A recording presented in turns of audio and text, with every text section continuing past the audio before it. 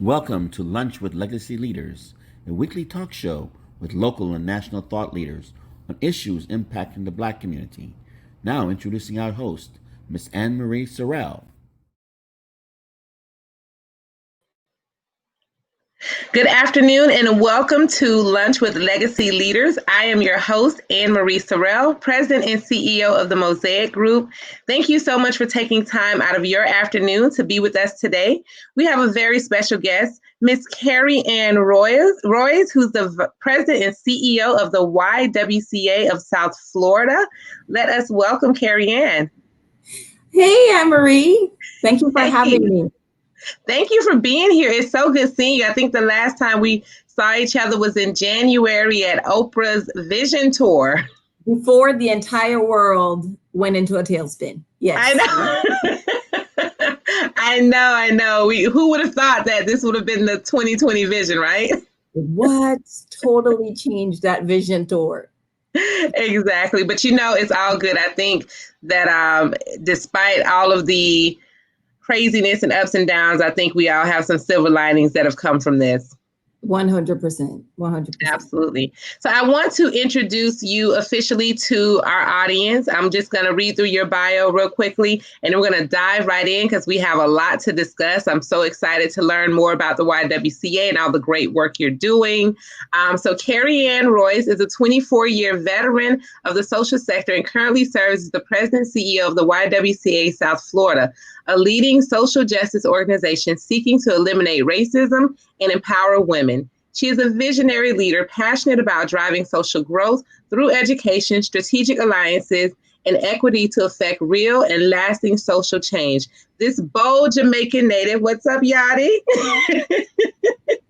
Founded Arrow Consulting after her 16-year tenure at the YMCA of South Florida, where she was an executive director of community advancement.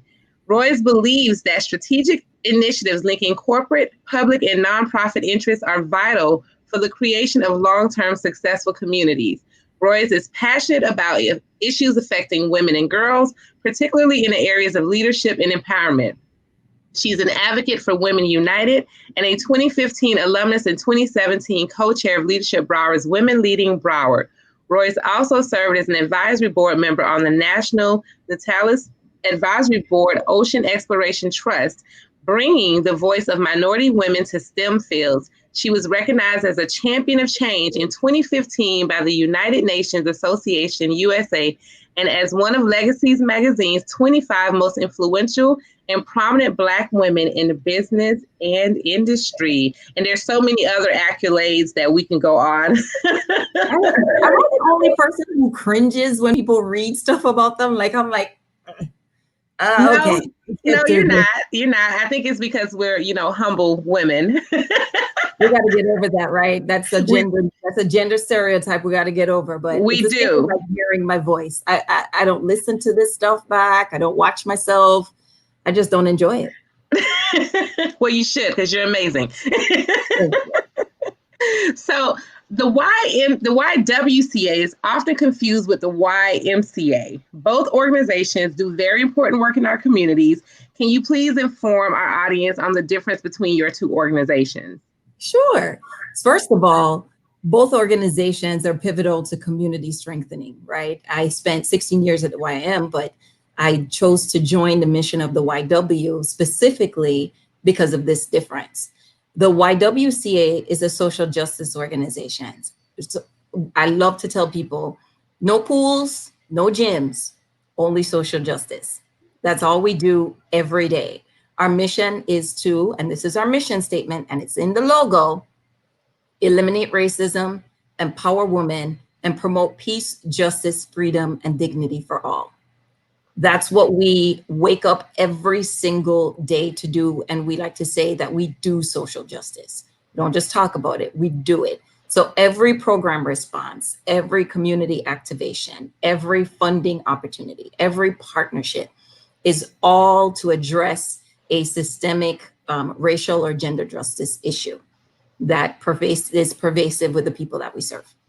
Wow, that's pretty powerful. It's a powerful mission.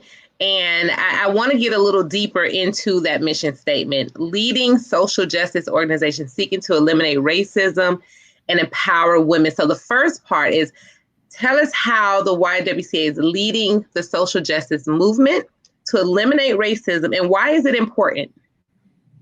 Why is it important? Oh my God, what a time to ask why it's important, right? Let's just say this. First of all, YWCA has been around for 100 years in South Florida. We're in our centennial year. Across the nation for 160 years, 60 plus years, YWCAs have been leading social justice issues such as voting rights, Women's Work Center, the Racial Justice Institute that was created back in 1930. We have been on the forefront of these issues for many, many, many years. Here locally, YWCA was the first to make its home in Overtown because we know that community needed us. We moved recently into the community of Miami Gardens, where we've also made a second home. We are, our programs, which I'll get to in a second, all address systemic racism issues of systemic racism, and how that shows up in daily life today. How the people that are affected and most affected by systemic gender and racism issues are dealing with life. And what I mean by that is, for example, we have programs in early education and education. We have programs in health access, and we also address economic mobility. In those key areas, any woman, any person who comes into contact with our organization, it's a whole person model. People don't just have one particular issue in one particular area. We're multidimensional. And therefore, most of the time, for example, a woman who might come in and decide, you know what, I can't continue in these service jobs. I'll never get my family out of the economic condition that we're in if I keep this up. I have to upskill. I have to train in something new. I can't afford to not work and go back to school full time because I need to work to take care of my family. Maybe I'll get into a certification program. She gets into a certification program. She still needs transportation. She still needs childcare. She still needs to solve housing issues. So we're multiplicitous. There are all these things that really allow us to mobilize our own ability to be successful. So our approach to racial justice is, one, by doing the work with the people who are most affected by systemic racism. And that includes, again, upskilling, job creation and job skilling. It also includes access to breast and cervical cancer screenings. We are the only partner in 5 courthouses in Miami and 1 courthouse in Broward, offering a service that makes sure that kids are not re-traumatized in the courtroom, but more importantly, make sure that family members, especially women, especially single women, can protect their human rights in court because they don't have to worry about childcare during that time. And we connect them to other services as well. We run 4 early education centers across the county, serving over 350 kids plus their families every day. And not to mention our programs with our young people, after school programs and camp programs and financial literacy programs and music access programs. It's all about exposing them to opportunity, to make sure that we break the cycle of poverty, to make sure that we interrupt the economic injustices that are holding so many people back. Wow. Now, is your organization just primarily is it only for women? Or do you do do you provide any services for men? Because I know that's often a question that comes up. Of course it is. And this is how I like to explain it. There are very specific gender rules that affect women. Their gender, you heard my dog, my dog's over there. Of course, this is a perfect time to bark. There are gender issues that affect women, like we're the primary caregivers in our family, right? Whether you're married or not, you turn out to be the primary caregiver.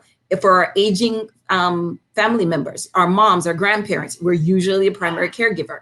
There are many things that fall on women who want to address issues within their life. So even though as a gender justice organization, we tailor our programs to address all the things that women have to deal with. So we approach and tailor our programs and build them in that way with her in mind, everything for her. but we open the door to anyone who wants to participate. So for example, our Women in Tech program, we have had men register. Our breast and cervical cancer screenings, we've had men find breast lumps in their chest. So it's open to all, but when we design, when we bring partners to the table, when we create solutions, we keep her in mind. Awesome. Now, with the recent turn of events following the murder of George Floyd and others, has there been an increase in interest, participation, and support of the YWCA? Yes, yes, yes, and yes. Here's the thing. I think we all know this, right? The racial unrest that we've seen recently is not recent, right? We've felt this, we've known it. It's been our life's work for a really long time. And many of us walked the walk. Before it had a name, we walked the walk. We were doing the work. YWCA had the foresight many, many decades ago to put it in our logo and to make intersectionality of race and gender our business. That's what we do. That's who we show up for. So the fact that we are a legacy racial justice organization in this community certainly not only turned the lights on for what's going on in the community at large, it turned the lights on our YWCA, but we also turned the lights on to our community because it's kind of like, welcome to the party. We've been here a while, right? We've been here a minute. So we're glad you have come and we're glad you have joined. Let's get you involved. So yes, we have had, I have to say, tremendous supporters, especially through our some of our legacy partners like the Children's Trust, the United Way, our Health Foundation of South Florida, who was just calling me right in the middle of this. I've been trying to talk to her for weeks. But Health Foundation of South Florida, our Miami Foundation, which stepped forward and funded 8 agencies right off the bat. And Health Foundation did the same for YWCA and the Urban League. We also had Baptist Health step forward. So we've seen a lot of corporate partner support, which has been tremendous. And they allowed us, and I know we're going to talk a little bit about our 21-day challenge, which was the immediate response that we were able to really engage our community in this very virtual time, in pausing, learning, sharing, and conversing around systemic racial justice issues. So we have had tons of persons step forward and want to support and want to get involved. That's the thing. So it wasn't just, how can we stroke a check? I wish that were the case, because that would make it a lot easier. Racial justice is so underfunded, and that's beginning to change. So I'm glad to see that, but we have a long way to go. We have a long way to go, and what we've urged our partners to do is to recognize that we're only at the beginning, and this is a journey. It took a long time to get here. It's going to take consistent pressure for us to change. And how do you, I'm a little off topic a little bit, not totally, but how do you as a leader of such a very important legacy organization encourage your corporate supporters and other foundational supporters and community supporters to not just make this a moment, but like you said, be a part of the long-term solution? Because I think sometimes, as you know, and we've witnessed, we have these moments. Oh yeah. Where everybody wants to do something. And then after things die down, after an election, after a few months go by, everybody's kind of back to business as usual. So how do you, as a leader of this organization and in our community, keep the pressure on, or keep the momentum going, and help them understand the significance of being here for the long haul and not just for this quick moment on the radar? Absolutely. Oh boy, we have such a microwave society. Everything is immediate right now. It's just, and then we're bored easily. We're like Insta people.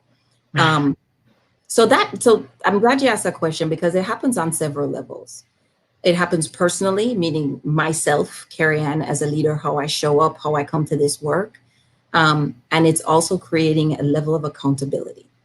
So immediately after the issues of George Floyd and everyone putting out their statements, and I was happy to see them, but we also knew, because of what we just said, that it was the time for us to really maximize the attention, right? So we could either have kind of done something, just said, be a flash in the pan and support them through an issue, or we could hold them accountable to longer term commitments.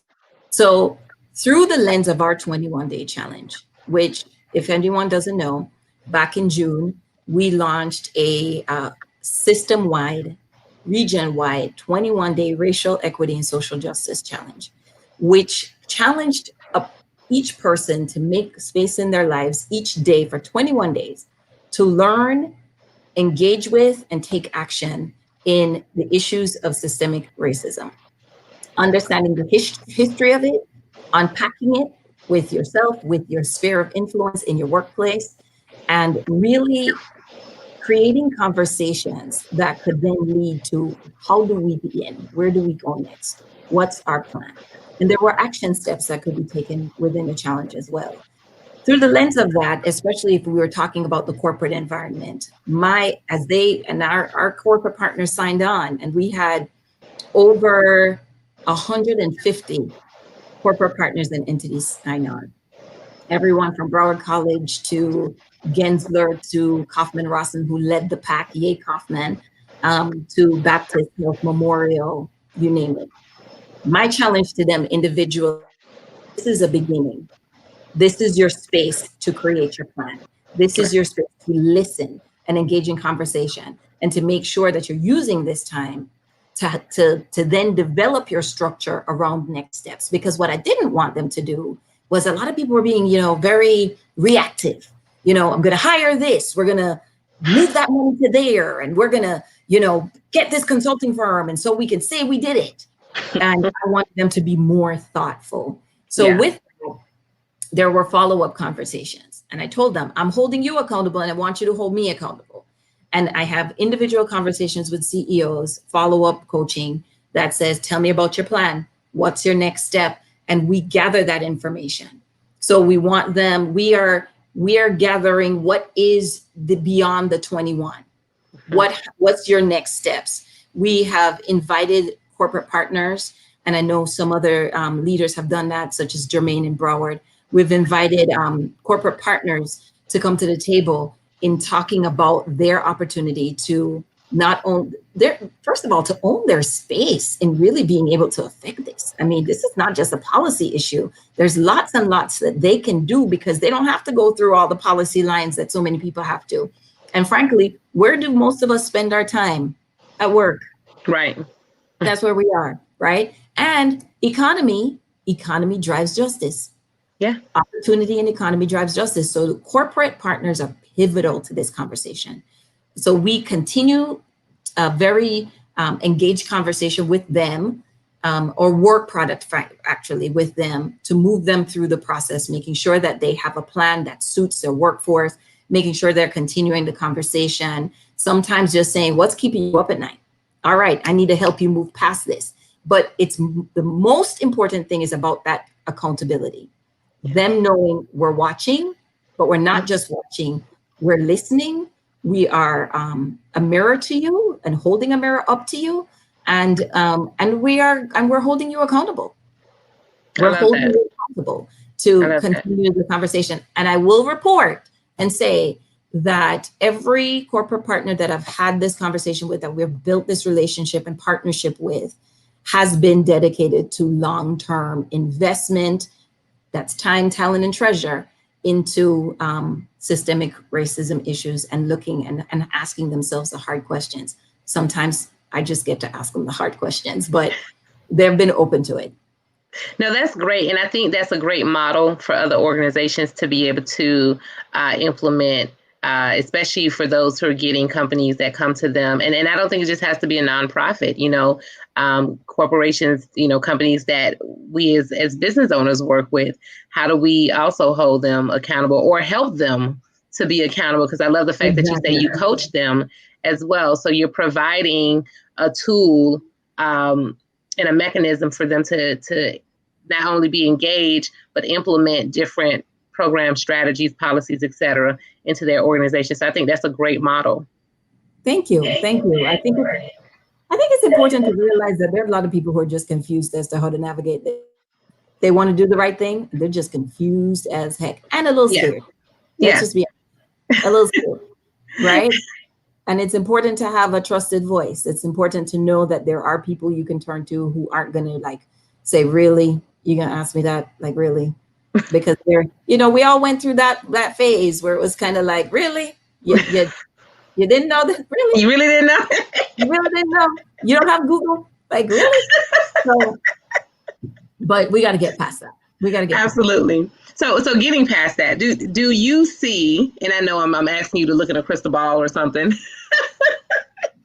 Do you see in our lifetime racism being eliminated? Eliminated is the word, right? And frankly, we put it in our logo as our North Star. Eliminate racism. It says YWCA, eliminate racism, empower women in our logo. So it is a North Star, and it is one that constantly charges us to reinvent our responses. So I am extremely excited by our young people. I am extremely excited by the next generation of leaders in our community. I love how they show up to do the work. And I was recently privileged to be a part of another talking group panel, and we viewed a televised piece on the history of racism, and a part of it spoke about how young people are untethered, like they're not, because of the benefit of being young, they don't have all of the requirements and all of the responsibilities that we have, right? They don't have to say the right thing because you work somewhere. They don't have to do the right, not lose their job or not do X, Y, and Z. They're like untethered. So they get to dream big and push big and challenge big and move us much faster than us ageist people will ever move. So it's that delicate balance of reminding them where they came from, but allowing them to not be held back by where they came from, right? Knowledge, but go forth and conquer. So I'm always encouraged in my generation that I might see us move much closer to the elimination of racism, because I hope to witness what the next generations will do. So we're going to do some stuff, right? In our generation, we're doing it now. We're going to do some stuff. But the truth is they pick that up and they like giant leap forward. Every time that next generation just like, oh, you want to do that? You're taking too long. They just leap over us, right? They're like, wait, what's a holdup? And with the advent of technology, the advent of being global citizens, I think they're going to move much faster than we ever moved. And there'll be new problems. There'll be new issues to overcome that we haven't even dreamt up yet that are related to race and ethnicity, immigration, and gender. It's just it's dynamic, and they are dynamic. So no, it definitely gives us hope. Hope is a great thing. Hope is a great thing. They're so inspiring. I just, as I've said on previous episodes, I just really hope this generation of young people also show up at the polls and make the change there as well. So we'll see what happens. So women, we're becoming more empowered to lead. What pause? There was a pregnant pause there, no pun intended. No, because I get so excited about where I see women going, and in particular, Black women, right? Yeah. We're leading in our community, like yourself, amazing community leader in the health and human services, nonprofit, social justice sector, right? But then we have political women that are leading in politics. We have women that are leading in the boardrooms and in corporations, and Black women who are just really thriving in leadership, not without struggle, not without challenges, not without barriers, right? the work of the YWCA, how relevant and necessary does it become as we continue to grow in leadership? I gotta tell you, I hope I become real irrelevant. My goal is to work myself out of a job, right? So I hope and pray that not just in gender justice, but in racial justice, but I know we're talking about gender right now, that we continue to normalize all women in leadership, that we continue to help the corporate sector, the public sector, private sector, and women as individuals to normalize that capacity. And in doing so, to recognize that we can't do it all and to be gracious with ourselves, because here's the thing, we're taking on more, but we're not letting go anything, right? So all the responsibilities that we had in the traditional sense of woman, you lead the household. Now we're teachers. My kids are out there doing school. We're the teachers, we're the caregivers, we're the dinner makers, and we take on more. So nothing is actually being removed, things are being added. Yeah. So the relevance of how we continue to normalize that, again, is iterative. That continues to change, because now we're working with women to change their households, to think differently about how they manage their lives. Partnerships are different between husbands and wives, or wives and wives, whatever. Partnerships are different, and gender roles are changing. So I don't know if we will get to the point of being out of business in empowering women, because my gosh, I agree with you. We have certainly taken the reins in our empowerment, but we're still seeing major gaps in pay equity. We're still seeing that it's not that we're not reaching the glass ceiling, but there isn't enough representation at that rung, that somehow between that entry level role and getting to that first management job is that one that we're seeing the challenge. So working with not just women, which is why we welcome men on our board for the first time in 100 years. And by the way, Mr. Dexter Bridgman is one of the first men on YWCA board for the first time in 100 years. Is because we have to solve this together.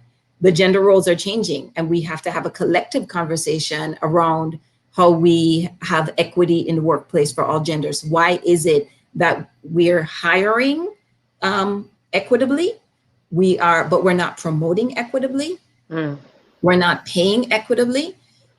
There are things such as, one of the first things I did when I came to YW was that I removed that line on the application that says, what was your previous pay rate? It perpetuates the cycle of underpayment, of being underpaid for the job that you're hired for. The way I look at it, if I posted a job, I did my due diligence, I know what I'm paying for this and that it's market value, and I know the qualifications, and you meet all of those, that's what I'm hiring you for. What does it matter what you got paid before? Wow.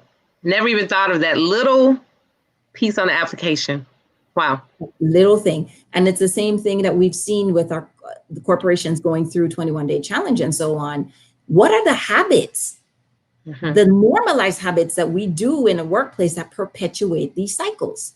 Right. One of the things that one of our corporate partners recognized was that, and we all did this, if you had your staff recommend a new employee and you hired them and they stayed, that was a big thing. Like, there was this culture of, like, you got a bonus, you got a little check in the mail. We built like this culture of good people recommending good people. But what happens when you do that? You get the same people over and over and over, because those people run in the same circles, go to the same schools, go to the same restaurants, meet with the same people, and have the same access. Yeah. So we have to look at how those little systemic things that we do perpetuate the issue. Wow, I could talk to you about these topics for hours, but I know we don't have hours, Kerry Ann. So I want you to share with us a takeaway, a golden nugget for our audience. Golden nugget. All right. based on our conversation just now, I think my golden nugget would be racism is different from anti-racism. Racism is personal. People are like, I'm not a racist. You're calling me something, right? You put a label on me. Being an anti-racist somehow allows people to recognize that there is, it's deliberate. It is an action that we take with very consciously to ask ourselves the questions of what are the actions that I do day to day that without my knowing, without my wanting, perpetuates issues for certain people. And that's being an anti-racist. And it lives outside your implicit biases. It recognizes your implicit biases and it allows you to challenge yourself. So try to separate, friends, please, try to separate the term racist from being an anti-racist and allow yourself to believe that you have work to do in being an anti-racist. I love that. Tell us how we can find you and how we can get involved in the YWCA.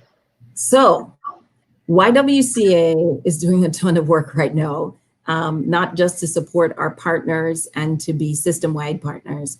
We are join our justice movers and join our justice movement.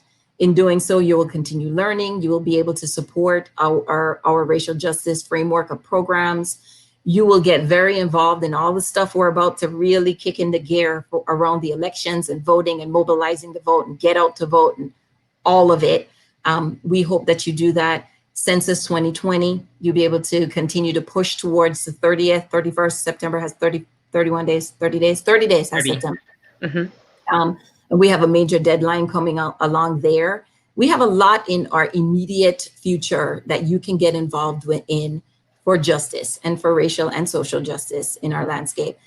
Come to YWCA South Florida, join our justice movement, become a justice mover, get involved, get engaged, do the challenge, do the information. We're going to continue to push creating critical mass across our community for those who have learned through that 21-day journey. So if you haven't done it, I hope that your organization joins us and launches a challenge for yourself. And we're going to be pushing out the challenge again in the future, but not yet. We're focused on that election. Absolutely. Well, thank you so much. Stay with us for 1 second. I'm just going to make a couple of announcements. If for anyone who knows a healthcare provider, healthcare professional, nominations are open for our next issue for Legacy South Florida and Legacy Miami. So please nominate your favorite healthcare practitioner and healthcare professional right now. You can go to miamediagroup.com/nominations to submit your nominations for I have one. Yes.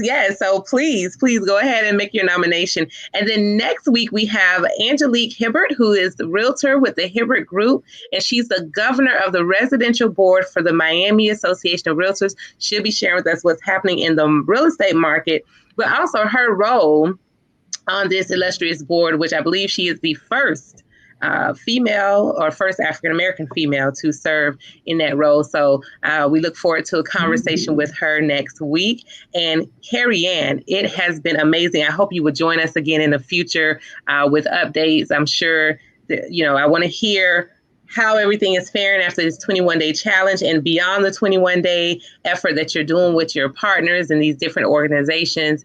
And of course, just always want to hear from you and the great things that you're doing in the community. Thank you so much for having me, Ann Marie. And likewise, you're doing amazing things. This is a great platform. You're doing a fantastic job with bringing the right people to the table and asking great questions. I so appreciate your time. And I look forward to not just doing this with you, but, just having some girlfriend time and just, I know. Can't wait. Absolutely. Looking forward to that as well. So everyone, thank you so much for tuning in. Please share this video. Please mark your calendar every Thursday at noon and join us next week at noon.